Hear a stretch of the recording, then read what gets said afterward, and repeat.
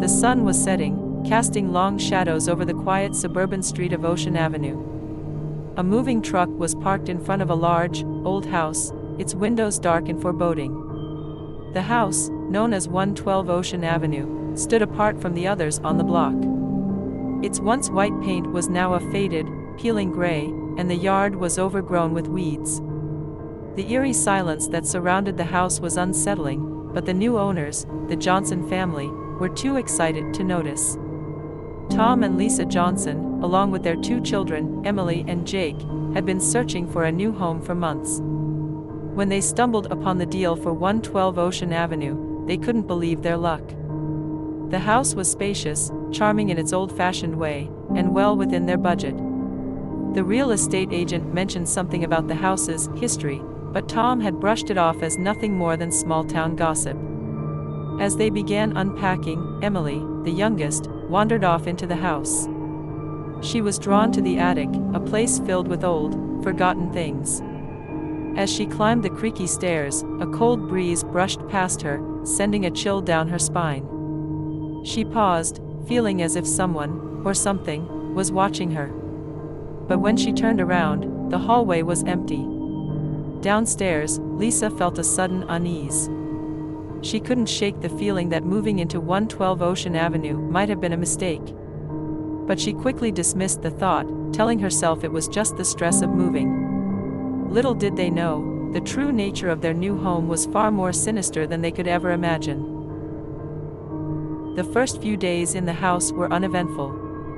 The Johnson family settled in, unpacking boxes and arranging furniture. Emily and Jake were thrilled with their new rooms, and Tom and Lisa felt a sense of accomplishment as they made the house their own. However, it wasn't long before strange things began to happen. It started with small, almost unnoticeable events. One evening, as Lisa was preparing dinner, she noticed the kitchen lights flickering. At first, she thought it was just a power surge, but when she called for Tom to check the wiring, everything seemed perfectly fine. The lights continued to flicker on and off at odd times, always when Lisa was alone in the room. Jake, who loved to explore, was the next to experience something strange. While playing in the backyard, he found an old, rusty swing set. As he pushed the swing, it began to move on its own, even though there was no wind. Jake stared at it, puzzled, but when he told his parents, they laughed it off, saying it was just his imagination. Emily, who had always been a light sleeper, started waking up in the middle of the night. She would hear soft whispers in her room, but when she sat up and listened, the whispers would stop. She tried to tell her mother, but Lisa reassured her it was just the creaking of the old house. Still, Emily couldn't shake the feeling that something was wrong. As the days went by, the strange occurrences became more frequent. Tom began noticing cold spots in the house, areas where the temperature would suddenly drop by several degrees. He tried to rationalize it, blaming it on drafts or faulty insulation, but deep down, he knew something was off. The family's dog, Max, also sensed that something wasn't right. He would bark furiously at empty corners, his fur standing on end. At night, he refused to sleep alone, scratching at the bedroom door until Tom or Lisa let him in. The unease that had started as a faint whisper was now growing louder, and the Johnson family was beginning to realize that their new home was not as peaceful as they had hoped. The nights at 112 Ocean Avenue grew increasingly disturbing. What began as whispered voices and flickering lights soon escalated into something much more sinister. Emily and Jake were the first to experience the horrors in their sleep. Emily, always a sensitive child, began having vivid nightmares. Each night, she found herself trapped in a dark, cold room with no windows and only a single, flickering light bulb hanging from the ceiling. She could hear the distant sound of footsteps, slowly approaching, but she could never see who, or what, was coming for her. Each time she awoke, drenched in sweat and gasping for breath, the fear lingered long after she opened her eyes. She started to dread going to bed, terrified of what awaited her in her dreams. Jake's nightmares were even more disturbing. He dreamed of a shadowy figure standing at the foot of his bed, watching him silently. The figure never moved, never spoke, but its presence was overwhelming, filling Jake with a paralyzing fear. One night, the figure finally stepped closer, and Jake woke up screaming, convinced that it had been real. He refused to sleep alone after that, insisting on sharing his parents' bed. The nightmares soon bled into their waking lives. During the day, Emily began seeing the same dark room from her dreams in flashes, like a memory she couldn't shake. Sometimes, she would be walking down the hallway and suddenly find herself standing in that cold, windowless room, only to blink and be back in her house. She didn't dare tell anyone, afraid they wouldn't believe her, or worse, that they would.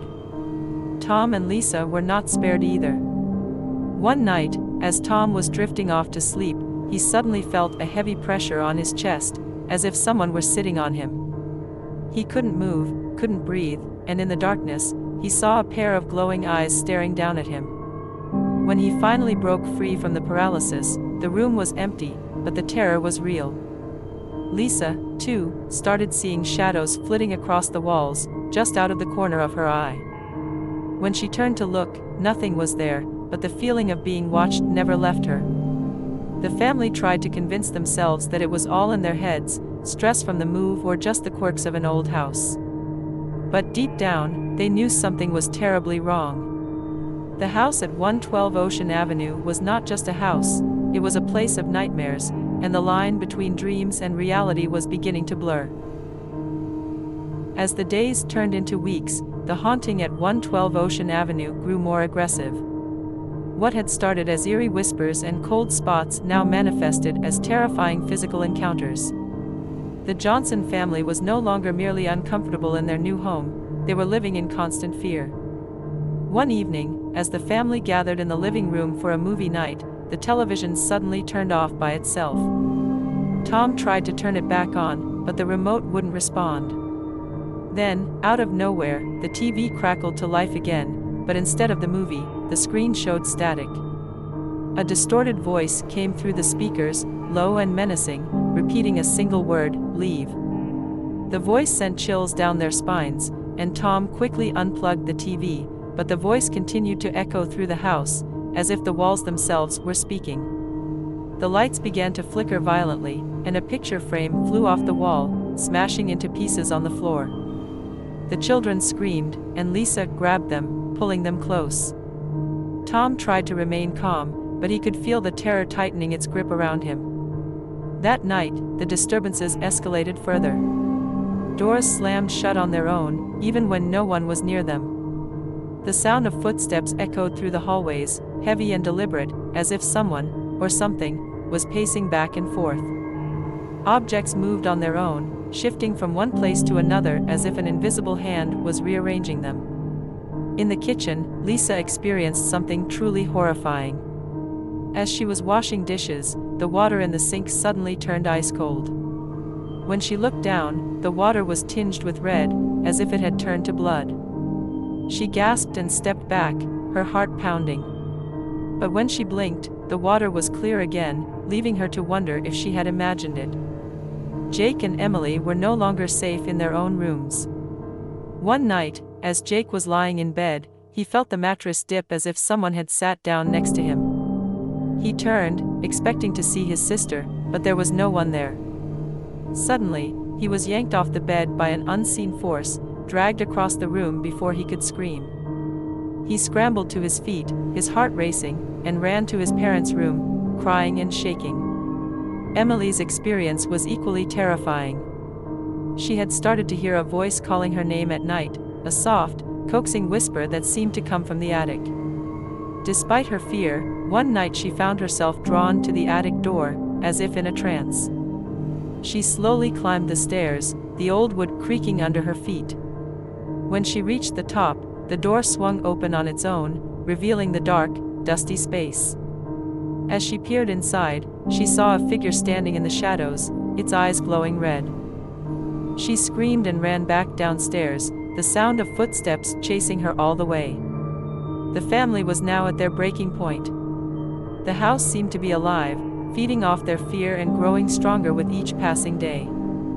The once warm and welcoming home had transformed into a place of pure evil, and the Johnsons knew they had to find a way to escape before it was too late. But the house had other plans, and it wasn't going to let them go so easily. The Johnson family couldn't take it anymore. The constant fear, the relentless terror, and the growing sense that they were trapped in a nightmare drove them to seek help. Desperate and exhausted, they decided to reach out to experts, people who might understand what was happening to them. They contacted a team of paranormal investigators who had a reputation for dealing with the most terrifying hauntings. When the investigators arrived, the atmosphere in the house was thick with tension. They began by setting up equipment, cameras, audio recorders, and electromagnetic field detectors. As they walked through the house, their faces grew grim. The readings were off the charts. This was no ordinary haunting. The leader of the team, a stern woman named Dr. Evelyn Monroe, gathered the family in the living room to explain what they had found. She revealed that the house was inhabited by multiple spirits, some of which were restless, but one, in particular, was malevolent and extremely dangerous. "This entity is feeding off your fear, Dr. Monroe explained. "It's growing stronger each day, and it won't stop until it has driven you out, or worse." The investigators delved into the history of 112 Ocean Avenue. They uncovered the grim details of the mass murder that had taken place there years before. A man, possessed by a dark force, had brutally killed his entire family while they slept. Afterward, he claimed that voices in the house had compelled him to commit the heinous act. Dr. Monroe continued, "The spirits of those who were killed remain trapped in this house, bound to it by the violent way they died. The malevolent entity is likely the same force that drove the previous owner to madness. It has latched onto your family now, and it's using the spirits of the dead to torment you." Lisa felt tears welling up in her eyes. "Is there any way to stop it? To make it leave us alone?" Dr. Monroe hesitated before answering. "There is one way. We can attempt to cleanse the house, to banish the spirits and the entity. But it's risky. If it doesn't work, the entity could become even more dangerous." The family had no choice. They agreed to go through with the cleansing, despite the risks. The investigators prepared for the ritual, setting up candles, herbs, and ancient symbols around the house. But as they began, the house seemed to come alive with fury. The walls shook, objects flew through the air, and the air grew thick with a suffocating energy. The Johnson family huddled together, praying that the ritual would work. But deep down, they couldn't shake the feeling that the house wasn't going to let them go without a fight. The night of the cleansing ritual arrived, and the tension in the house was unbearable. The air felt thick, heavy with anticipation, as if the house itself was aware of what was about to happen. The paranormal investigators, led by Dr. Monroe, prepared the family for what they were about to face. "Whatever happens, stay together," she warned. "The entity will try to separate you, to isolate you. You must resist." As the ritual began, the investigators chanted in low voices, their words ancient and powerful. The air grew colder, and the lights in the house dimmed until they flickered out completely. The only light came from the candles placed strategically around the room, casting eerie shadows on the walls. Suddenly, the house erupted in chaos. The walls began to shake violently, as if the very foundations were being torn apart. The sound of shattering glass echoed through the rooms, and a deafening roar filled the air. The entity was fighting back with all its might, furious at the attempt to expel it from its domain. Jake screamed as he felt something cold and invisible wrap around his ankles, pulling him toward the darkened hallway.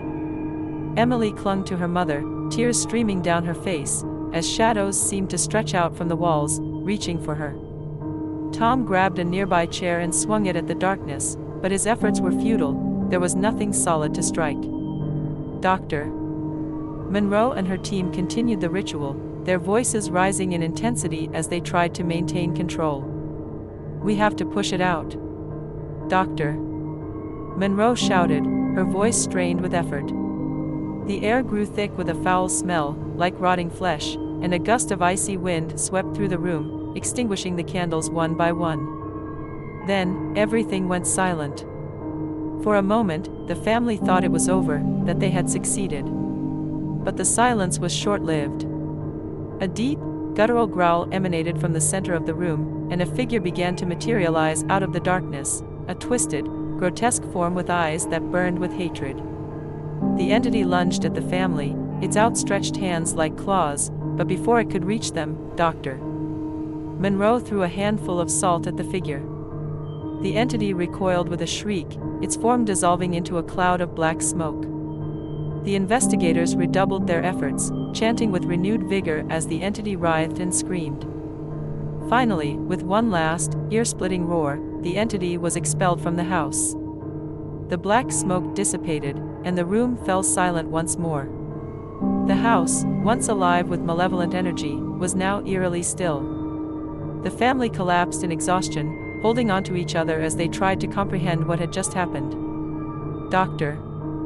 Monroe approached them, her face pale but resolute. "It's over," she said softly. "The entity is gone. But this house, it will never be a normal home. You need to leave, and never come back." The Johnsons didn't need to be told twice. They packed whatever they could carry and fled the house that very night, leaving 112 Ocean Avenue behind for good.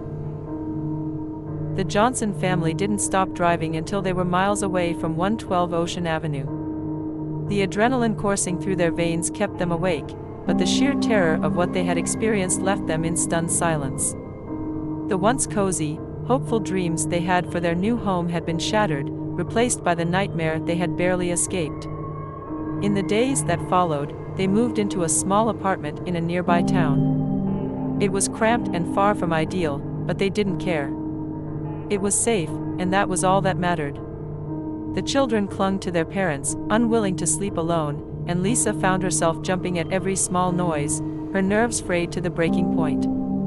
Tom tried to put on a brave face, but the experience had shaken him to his core. He couldn't stop thinking about the house, the entity, and the terrible things they had witnessed. The memories haunted him, seeping into his dreams and turning them into a new kind of nightmare. Despite their escape, the Johnsons knew they would never be the same. The horror of 112 Ocean Avenue had left its mark on them, a scar that would never fully heal. They didn't speak of the house, didn't dare mention its name, but the fear lingered in the corners of their minds, a dark shadow that would follow them wherever they went. 112 Ocean Avenue was left abandoned, its windows boarded up, and its yard overgrown once again. But the locals knew better than to go near it. Whispers of the haunted house spread through the town, and no one dared to step foot inside. The house stood silent, waiting for the next unsuspecting family to cross its threshold, its malevolent spirit ever patient, ever hungry for new victims. And so, the legend of 112 Ocean Avenue lived on, a place where nightmares were born.